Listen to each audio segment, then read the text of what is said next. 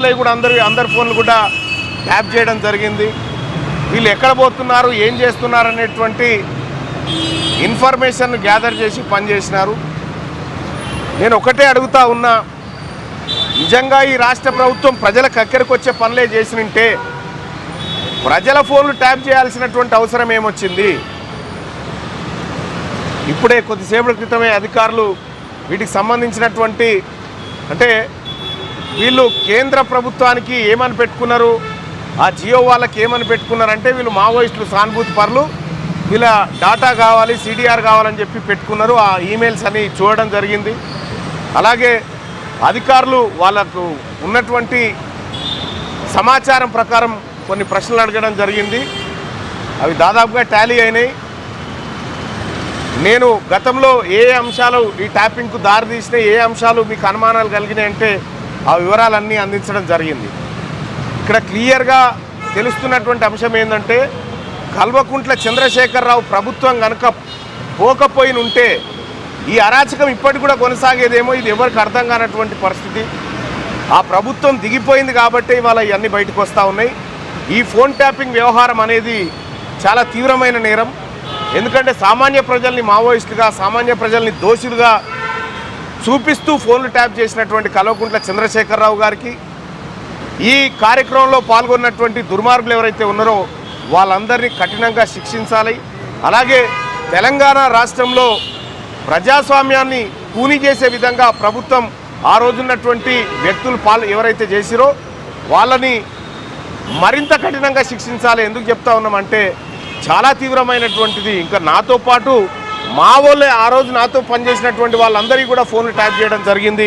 ఇంకా family members కూడా tap చేసినట్టుగా తెలుస్తూ ఉంది. అయితే ఇంకా అధికారులకు కొన్ని వివరాలు సమర్పించేది ఉంది. అవి కూడా వివరాలు పంపిస్తానని చెప్పడం జరిగింది. అంటే ఇప్పటి వరకు కొన్ని వివరాలు పంపించాల్సిందే, అవి పంపిస్తానని చెప్పడం జరిగింది. మళ్ళీ అవసరమైతే మళ్ళీ పిలుస్తాం, తప్పకుండా రావాలని చెప్పడం జరిగింది. ఖచ్చితంగా వస్తామనే మాట. మీకు సంబంధించి ఎవరెవరు ఫోన్ ట్యాప్ చేశారు, ఇంకా మిమ్మల్ని పోలీసులు ఏం అడిగారు, మీరు ఏం చెప్పారు? అంటే నాకు సంబంధించి నా చుట్టుముట్టులోనే 4 ఫోన్లు ట్యాప్ అయినట్టుగా నాకు తెలిసింది. అయితే వాళ్ళు అడిగింది ఏంటంటే ఈ ఫోన్లు ట్యాప్ చేయడానికి కారణం ఏంది, మీరు మీ ఫోన్లు ఎందుకు ట్యాప్ చేశారనుకుంటున్నారు, ఈ ఫోన్ ట్యాప్ అయినట్టుగా మీరు ఎప్పుడైనా అనుమానం వచ్చిందా మీకంటే ఆ ఎవిడెన్సెస్ అని చెప్పడం జరిగింది. సో వాళ్ళకి ఇంకా కొన్ని వీడియోస్ కూడా అందించడం జరిగింది. ఏ సందర్భంలో ఏం జరిగింది అనేది కొన్ని వీడియోస్ కూడా వాళ్ళకి ఇవ్వడం జరిగింది. సో వాళ్ళు ఫర్దర్గా ఇన్వెస్టిగేషన్ చేసి మళ్ళీ ఏమైనా అవకాశం మళ్ళీ అవసరం ఉంటే పిలుస్తా అని చెప్పడం జరిగింది.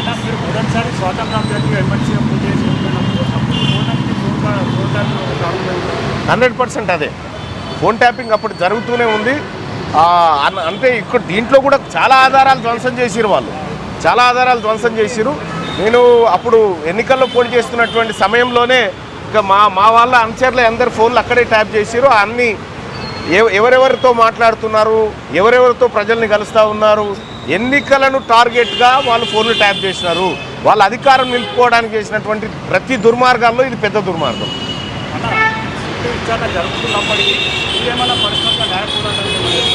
తప్పకుండా వెళ్తాం, తప్పకుండా. ఎందుకంటే మా వ్యక్తిగత హక్కులను హరించినటువంటి కల్వకుంట్ల చంద్రశేఖరరావు కుటుంబం మీద ఆ రోజున్నటువంటి అధికారుల మీద ఖచ్చితంగా చర్యలకు మేము న్యాయస్థానాలను కూడా ఆశ్రయిస్తాం. ఒకటి ఇది ఒక ఆయన బాధితుడే, నా లెక్క ముఖ్యమంత్రి రేవంత్ రెడ్డి గారు కూడా బాధితుడే. ఆయన ఫోన్లు ట్యాప్ అయినాయి, మా ఫోన్లు ట్యాప్ అయినాయి, అన్ని ఫోన్లు ట్యాప్ అయినాయి. అప్పుడు నేను ఒకటి ఏమంటున్నా అంటే ఇది చాలా తీవ్రమైన నేరం. దీన్ని తీవ్రంగా పరిగణించి దీన్ని త్వరగా ఇంకా అవసరమైతే సిబ్బందిని పెంచైనా సరే ఈ దోషులను కఠినంగా శిక్షించాలి. వీళ్ళను చట్టం ముందు దోషులుగా నిలబెట్టాలి. ప్రజలకు భరోసా రావాలి. గత ప్రభుత్వం చేసిన దుర్మార్గాలు ఈసారి జరగవు, ఈ ప్రభుత్వంలో జరగదు, ఈ ప్రభుత్వంలో ప్రజాస్వామ్యం పరిడవిల్తుందనేటువంటి సంకేతం ప్రజలకు పోవాలి. అది ముఖ్యమంత్రి గారు చెప్పాలి.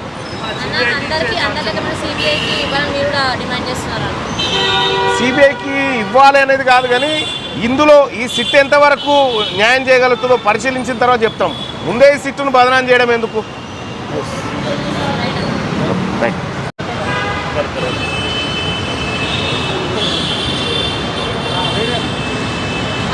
గతంలో కల్వకుంట్ల చంద్రశేఖరరావు గారి సారథ్యంలో నడిచినటువంటి బీఆర్ఎస్ పార్టీ పరిపాలనలో కొన్ని వేల ఫోన్ నెంబర్లు ట్యాప్ చేయడం జరిగింది. ప్రజాస్వామ్యాన్ని కూనీ చేస్తూ మా అందరి ఫోన్లను ట్యాప్ చేస్తూ మమ్మల్ని మావోయిస్టుల సానుభూతి పరులుగా మా పేరు చెప్పి మా కాల్స్ మా డేటా అంతా రికార్డ్ చేయించి మా ఫోన్లు ట్యాప్ చేయించి అటు కేంద్ర ప్రభుత్వాన్ని ఇటు ప్రజలను ఇటు పోలీస్ వ్యవస్థని అన్నిటినీ తప్పుదోవ పట్టించినటువంటి కల్వకుంట్ల చంద్రశేఖరరావు గారు నా ఫోన్లను దాదాపుగా